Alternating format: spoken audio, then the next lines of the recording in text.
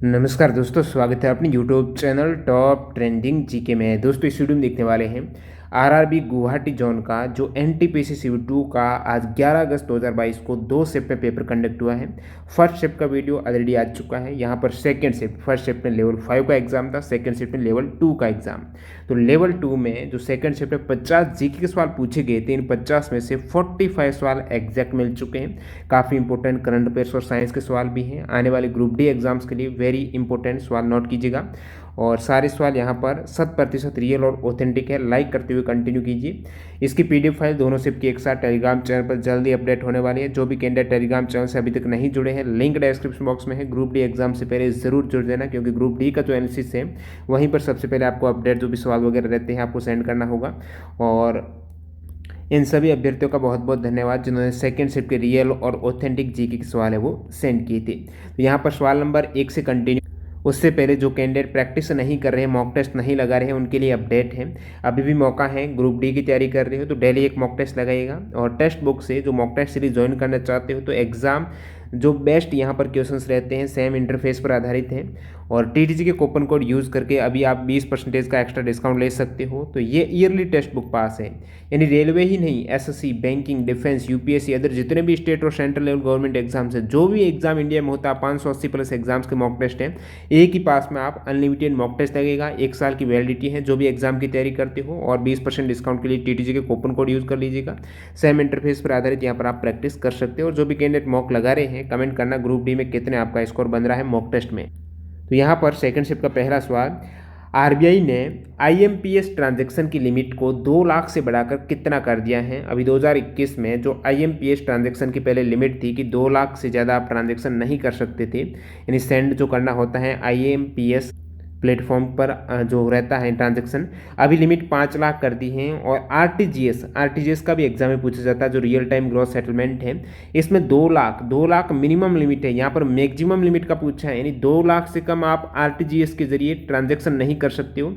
Send करना है तो 2 लाख से ज़्यादा आप ट्रांजैक्शन, मिनिमम लिमिट है आरटीजीएस की 2 लाख, और आईएमपीएस की अधिकतम है वो 5 लाख। अगला सवाल, केंद्रीय वित्त और कॉर्पोरेट मामलों की मंत्री निर्मला सीतारमण ने किस आयु की महिलाओं के लिए अपना व्यवसाय शुरू करने के लिए जम्मू कश्मीर बैंक की तेजस्विनी योजना शुरू की है। तो जम्मू कश्मीर की जो तेजस्विनी योजना के लिए आयु सीमा है वो 18 से 35 वर्ष है। क्या है? 18 से 35 वर्ष जो आयु वर्ग की महिलाएं हैं उनको यहाँ पर आर्थिक सहायता दी जाएगी। 5 लाख रुपए तक की वित्तीय सहायता है वो तेजस्विनी योजना के तहत रहेगी।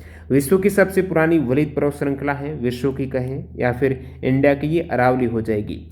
पीवी सिंधु ने सैयद मोदी इंटरनेशनल टूर्नामेंट 2022 में किसे हराकर ये खिताब अपने नाम किया है, यानी उप विजेता इस टूर्नामेंट का। तो सैयद मोदी इंटरनेशनल टूर्नामेंट 2022 में पीवी सिंधु ने यहाँ पर मालविका बसवंत को हराकर ये टूर्नामेंट खिताब अपने नाम किया है। अगला सवाल यहाँ पर, किस एक कोशिकीय जीव की आकृति जूते के तलवे के जैसी, जो शॉल रहता है, तलवा है, उसकी जैसी संरचना जो शेप होती है वो कौन से एक कोशिकीय जीव की होती है? तो वो है दोस्तों पैरामीशियम। पैरामीशियम में क्या होता है? सीलिया होता है जो उनके छोटे बालों प्रोजेक्शन से चलता है, चलने के लिए सीलिया यहाँ पर। पैरामीशियम एक कोशिकीय जो आपको पूछा है, प्रोटोजोआ संघ का प्राणी है और जूते के तलवे के जैसी इनका शेप होता है। अगला सवाल यहाँ पर, scheme launch by Rajnath Singh for OPD of army personnel, यानी सेहत पहल से संबंधित सवाल पूछा गया है। तो सेहत पहल है ये रक्षा मंत्रालय ने मई 2021 में सभी हकदार जो सशस्त्र बल हैं उनके कर्मी और उनके परिवार की सेवा के लिए ई स्वास्थ्य सहायता और टेली कंसल्टेशन, यानी जो सेहत की फुल फॉर्म है service e health assistant and tele consultation है, यानी आप वीडियो कॉन्फ्रेंस हो गया या फिर किसके जरिए डायरेक्टली होम घर में ही ओपीडी सेवा ले सकते हो डॉक्टर से। जो ये सशस्त्र बल के कर्मी है या फिर उनके परिवारजन है वो सेहत स्टे होम ओपीडी है, डॉक्टर से कंसल्ट कर सकते हैं स्मार्टफोन लैपटॉप के जरिए, इंटरनेट के माध्यम से दूर बैठे ही। अगला सवाल, कैल्शियम सल्फेट हेमीहाइड्रेट किसका रासायनिक नाम है? तो प्लास्टर ऑफ पेरिस का ये रासायनिक नाम है कैल्शियम सल्फेट हेमीहाइड्रेट, CaSO4.12H2O। जो जिप्सम होता है 2H2O और हेमीहाइड्रेट में हाफ रहता है। किसी की मृत्यु हो जाने से स्वराज पार्टी है एक तरीके से मृतप्राय हो गई, अप्रभावी हो गई। तो स्वराज पार्टी में दो व्यक्तियों का नाम आता है, चित्तरंजन दास और मोतीलाल नेहरू। जो चित्तरंजन दास हैं स्वराज पार्टी के अध्यक्ष थे और मोतीलाल उनके सचिव थे। तो जब मृत्यु हो गई थी 1925 में चित्तरंजन दास की असामयिक मृत्यु होने के कारण स्वराज पार्टी को बड़ा झटका लगा, मृतप्राय हो गई है स्वराज पार्टी, जिसकी स्थापना जनवरी 1923 में चित्तरंजन दास, मोतीलाल नेहरू, नरसिंह चिंतामन केलकर और विट्ठल भाई पटेल के द्वारा की गई थी और 1925 में एक तरीके से ये अप्रभावी। The full form of Prasad scheme की फुल फॉर्म है, इंग्लिश में बोले तो pilgrims rejuvenation and spiritual augmentation drive. Prasad योजना तीर्थ कायाकल्प और आध्यात्मिक संवर्धन ड्राइव है, 2014-15 में शुरू की गई टूरिज्म मिनिस्ट्री की योजना है। अगला सवाल यहाँ पर 2010 में किसके द्वारा कालबेलिया नृत्य को अमूर्त विरासत सूची में शामिल करने की घोषणा की गई? 2010 में यूनेस्को में है ये अमूर्त सांस्कृतिक विरासत है। वर्तमान में 14 भारत के अमूर्त सांस्कृतिक विरासत यूनेस्को की इस लिस्ट में सम्मिलित हैं।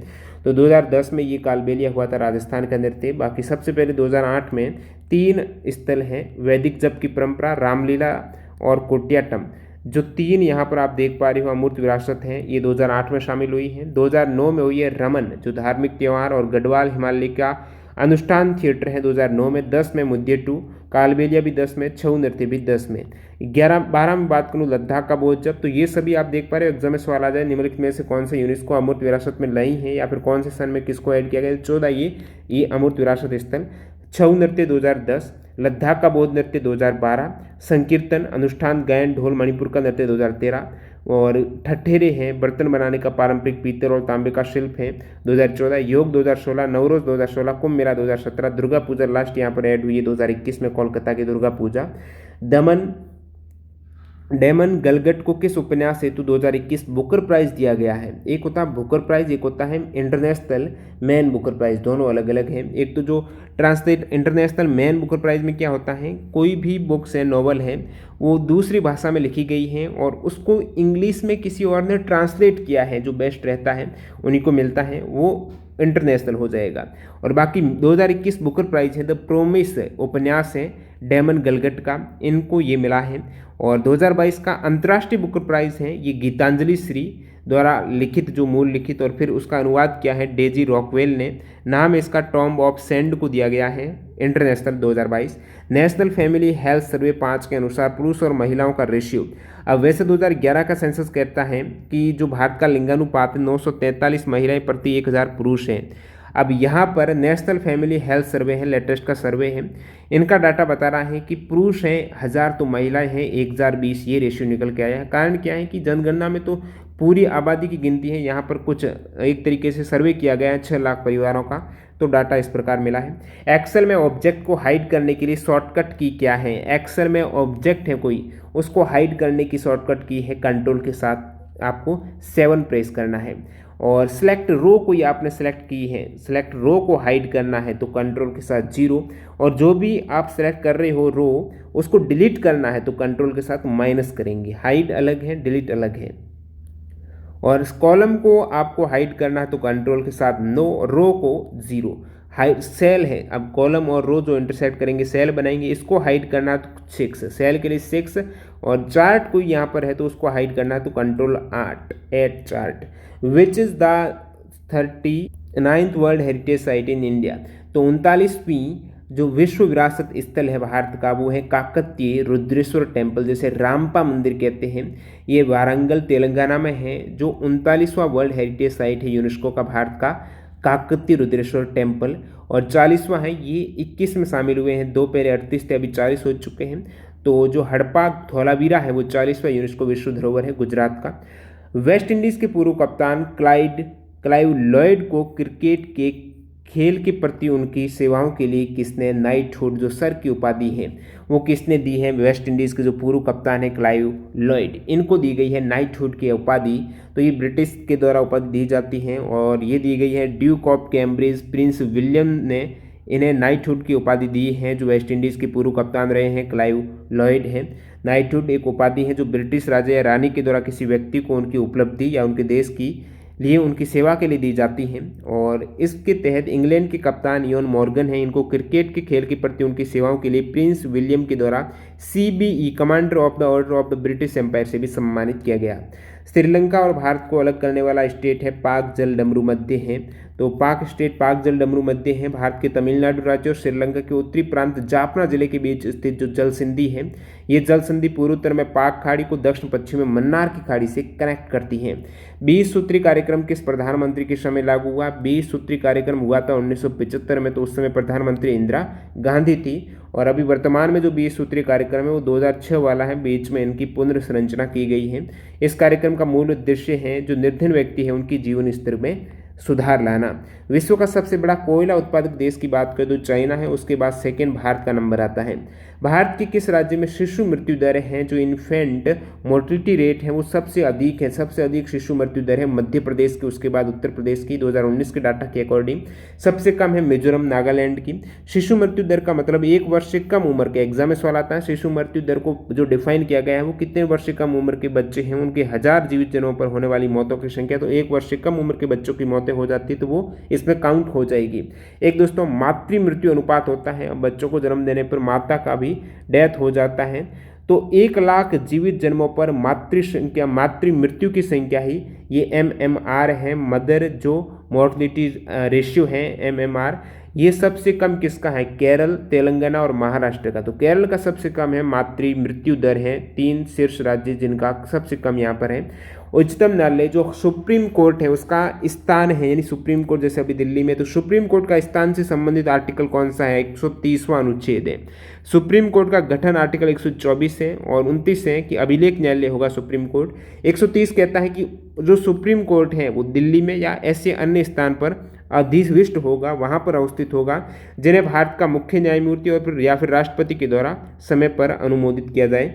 अगला सवाल, वर्तमान में कंट्रोलर और ऑडिटर जनरल जो 14वें CAG है वो है JC मुर्मू और ये आर्टिकल के तहत पद है, आर्टिकल 148 में वर्णन है CAG। 42वां कॉन्स्टिट्यूशन अमेंडमेंट में संविधान की प्रस्तावना में जो 3 शब्द ऐड हुए हैं वो है पन निरपेक्ष, समाजवादी और अखंडता शब्द हैं। जो सबसे बड़ा यहाँ पर संविधान संशोधन मिनी कॉन्स्टिट्यूशन अमेंडमेंट 42वां अमेंडमेंट 1976 है। इसमें भाग 4 क में नागरिकों के लिए मौलिक कर्तव्य भी शुरुआत में 10 ऐड किए गए थे। और अन्य बात करूं तो 42वें संविधान संशोधन द्वारा ये स्पष्ट हुआ कि राज्य के जो नीति निर्देशक तत्व है DPSP है वो मौलिक अधिकारों की तुलना में इन्हें वरीयता दी जाएगी। और ये लघु संविधान आप कह सकते हो इसे। स्वर्ण सिंह समिति की सिफारिश यहाँ पर लागू की गई। हार्ड डिस्क किस प्रकार की मेमोरी है? तो रोम होगी एक तरीके से सेकेंडरी स्टोरेज हो जाएगी। प्राथमिक में रैम रोम आती है और हार्ड डिस्क है सेकेंडरी। नेक्स्ट वाला लिखते हैं, मतदाता दिवस पहली बार कब मनाया गया? 25 जनवरी 2011 को। मतदाता दिवस 25 जनवरी को मनाया जाता है क्योंकि 25 जनवरी 1950 को इलेक्शन कमीशन ऑफ इंडिया का गठन हुआ और चुनाव आयोग के 61वें स्थापना वर्ष पर 25 जनवरी 2011 को तत्कालीन राष्ट्रपति प्रतिभा देवी सिंह पाटिल ने राष्ट्रीय मतदाता दिवस का शुभारंभ किया। वर्तमान में मुख्य जो इलेक्शन कमिश्नर हैं, chief election commissioner of India Rajiv Kumar, जो 15 मई 2022 को बना, तो इंपॉर्टेंट करंट अफेयर्स हैं। और इलेक्शन कमिश्नर अलग हैं और चीफ इलेक्शन कमिश्नर अलग हैं। अगला सवाल लिखते हैं, किस शासक को लाख बख्श की उपाधि दी गई थी? तो वो थे दोस्तों कुतुबुद्दीन ऐबक को लाख बख्श यानी लाखों के दाता की उपाधि है दान करने के केस में। किस महिला ने 1930 में मद्रास शहर में नमक सत्याग्रह आंदोलन में भाग लिया और 1936 में उन्होंने आंध्र महिला सभा की स्थापना की? तो दुर्गाबाई देशमुख हैं। 1930 में मद्रास शहर में नमक सत्याग्रह आंदोलन में भाग लिया और 1936 में आंध्र महिला सभा की स्थापना की थी। अगला सवाल देखते हैं यहाँ पर, सबसे ज़्यादा बेरोजगारी किस देश में है? 2019 की रिपोर्ट के अकॉर्डिंग सबसे अधिक बेरोजगारी है दक्षिण अफ्रीका में। तो ये देश है जहाँ पर बेरोजगारी उच्चतम स्तर पर है, जिबूती, इस्वातिनी, साउथ अफ्रीका। और सबसे कम बेरोजगारी में कतर, नाइजर, लाओस, कंबोडिया आते हैं। दूसरी पंचवर्षीय योजना का कौन सा उद्देश्य नहीं है? विकल्प पर आधारित है। क्या ऑप्शन थे? कमेंट सेक्शन में आप बता सकते हैं जो भी कैंडिडेट एग्जाम दिया है।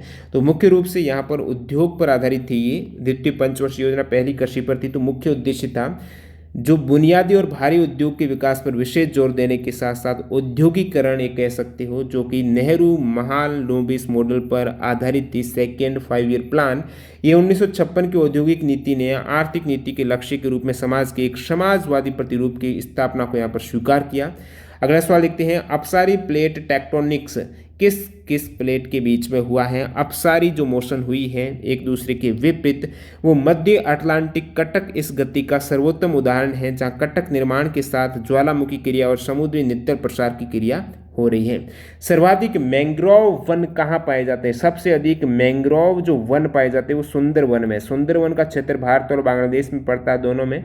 और भारत में जो सुंदरवन है, जहाँ पर गंगा ब्रह्मपुत्र नदियों का डेल्टा क्षेत्र आता है। टाइगर केव किस राज्य में है? टाइगर केव एक चट्टान मंदिर है जो तमिलनाडु के महाबलीपुरम के पास है। सालुवन कुप्पम के गांव में स्थित है। रॉक कट हिंदू मंदिर परिसर है। टाइगर केव है जो तमिलनाडु में। संगीत नाटक अकादमी में इसका उद्घाटन है वो 1953 में किसने किया? तो भारत के पहले राष्ट्रपति डॉक्टर राजेंद्र प्रसाद ने 28 जनवरी 1953 को संसद भवन में एक विशेष समारोह के जरिए संगीत नाटक अकादमी का उद्घाटन किया। वैसे जो संगीत नाटक अकादमी है इसकी स्थापना है वो भारत सरकार के शिक्षा मंत्रालय के द्वारा 31 मई 1952 को हुई थी। इसके प्रथम अध्यक्ष थे डॉक्टर पीवी राजमन्नार। नेक्स्ट वाला लिखते हैं यहाँ पर आर्टिकल 5 से 11 संविधान के किस भाग में है? तो नागरिकता का उल्लेख जो 5 से 11 में आपको मिलता है वो भाग 2 में है।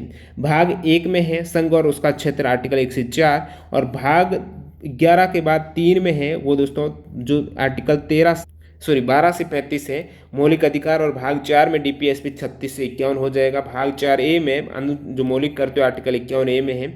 अगला सवाल देखते हैं। बाकी ये सभी इंपोर्टेंट भाग है। पंचायत का भाग है तो आर्टिकल 243 से 243A, और नगर पालिकाओं का है भाग 9A है, पंचायत 9 में है। ठीक है, 9A में 243P से 243ZG है, यहाँ से ZG वाला पूछा जाता है। 10 में अनुसूचित और जनजाति क्षेत्र है, 244 से 244A हो जाएगा।